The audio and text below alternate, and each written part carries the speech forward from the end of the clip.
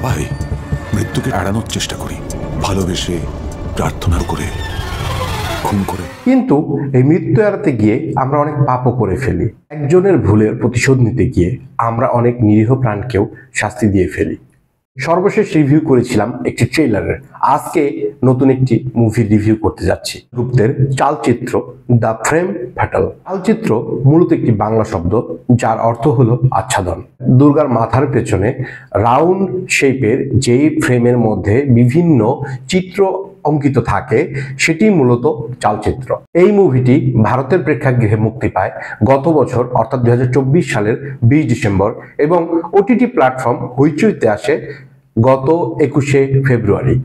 কলকাতা শহরে ঘটে যাচ্ছে একের পর এক নারকীয় হত্যাকাণ্ড, যার শিকার হচ্ছে শুধুমাত্র বিয়ে ভেঙে যাওয়া নারীরা।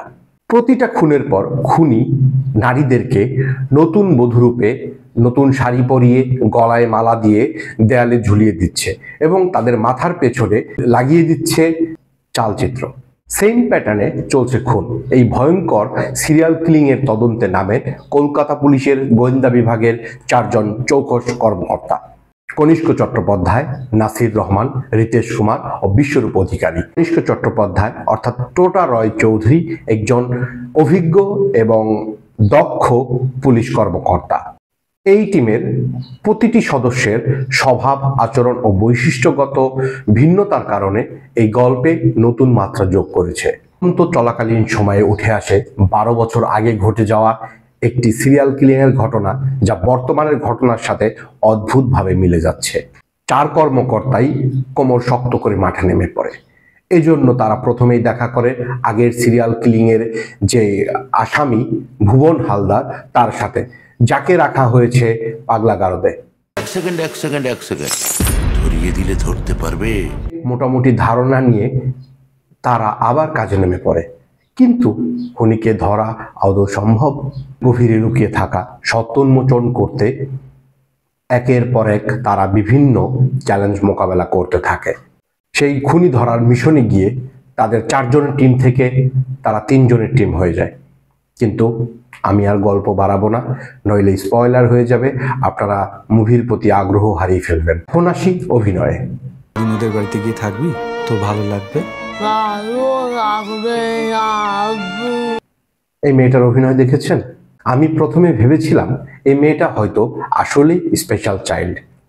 পরবর্তীতে আমি যখন দেখলাম যে না, এটি তার অভিনয় ছিল, তখন আমি আসলে অবাক যে কতটা ডেডিকেশন থাকলে এরকম রিয়ালিস্টিক অভিনয় কেউ করতে পারে। পুরো মুভিতে পুতুল চরিত্রে এই তানিকা বসু ছিলেন অনবদ্য। টিম লিডার কনিষ্ক চট্টোপাধ্যায় হিসেবে টোটা রয় চৌধুরী ছিলেন পারফেক্ট। আর নাসির রহমান হিসেবে ছিলেন অনির্বাণ চক্রবর্তী, যাকে আসলে যে কোনো মুভি দেখলেই মনে হয় যে এই মুভিতেও হয়তো তার ক্যামিও রোল প্লে করতেছেন, এবং সেটি হচ্ছে ডিটেকটিভ একেনবাবু। অনির্বাণ চক্রবর্তীকে নিয়ে নেগেটিভ কিছু বললে আমার পাপ হবে, কারণ উনি একজন লিজেন্ডারি অভিনেতা। আরও ছিলেন ব্রাত্য বসু। পশ্চিমবঙ্গের শিক্ষামন্ত্রী, তিনি ছিলেন এই মুভিটিতে প্রথম যে সিরিয়াল কিলিংটা হয় সেটার আসামি, এবং যার সাথে পাগলা গারদে সকলে গিয়ে দেখা করেন। মেইন সাসপেক্ট হিসেবে ছিলেন বাংলাদেশের ছোট পর্দার জনপ্রিয় অভিনেতা জাউল ফারুক অপূর্ব। ভারতীয় কোনো সিনেমায়, তাও আবার ভিলেন হিসেবে, এটি জাউল ফারুক অপূর্বর প্রথম অভিনয়। এর আগেও বাংলাদেশের ছোট পর্দার অনেকেই ভারতীয় সিনেমাগুলোতে অভিনয় করেছেন। এছাড়া রিতেশ কুমার চরিত্রে অভিনয় করেছেন শান্তনু মহেশ্বরী, এবং বিশ্ব চরিত্রে অভিনয় করেছেন ইন্দ্রজিৎ বোস, এবং টোটা রায় চৌধুরীর স্ত্রী মিলির চরিত্রে অভিনয় করেছেন রায়মা সেন। রিতেশের গার্লফ্রেন্ড পুরবীর চরিত্রে অভিনয় করেছেন স্বস্তিকা দত্ত। এদিকে বিশ্বর গার্লফ্রেন্ড জবার চরিত্রে অভিনয় করেছে প্রিয়া ব্যানার্জি। পরিচালক এই মুভিটিতে পুলিশ টিমের 4 জনের ফ্যামিলির হাসি, কান্না, আবেগ, ভালোবাসা খুব সুন্দরভাবে ফুটিয়ে তুলেছেন, যেটা মুভিটির মূল গল্পের সাথে মানানসই হয়েছে। লাস্টে একটি গান থাকে, সেটা বাদে বাকি যে 2 গান, সে দুটো গানই, গানের কথাগুলো অনেক সুন্দর ছিল, ভালো ছিল। আমার সবচেয়ে বেশি ভালো লেগেছে রূপম ইসলামের গাওয়া ঝাপসা শহর গানটি। কালার গ্রেডিং এবং ব্যাকগ্রাউন্ড মিউজিক অনেক ভালো ছিল। ঝিমে ঝিমে গল্প চললেও শেষের দিকে পরিচালক খুবই তাড়াহুড়ায় সিনেমা শেষ দিয়েছেন, যেটা সেকেন্ড পার্টের ইঙ্গিত দেয়। এই মুভিটির IMDb রেটিং 6.9, আর আমাকে যদি রেটিং দিতে বলা হয় আমি 7.5 দেব। ধন্যবাদ। সবার সাথে আবারও দেখা হবে নতুন কোনো মুভির রিভিউ নিয়ে। এ পর্যন্ত সকলে ভালো থাকবেন। আল্লাহ হাফেজ।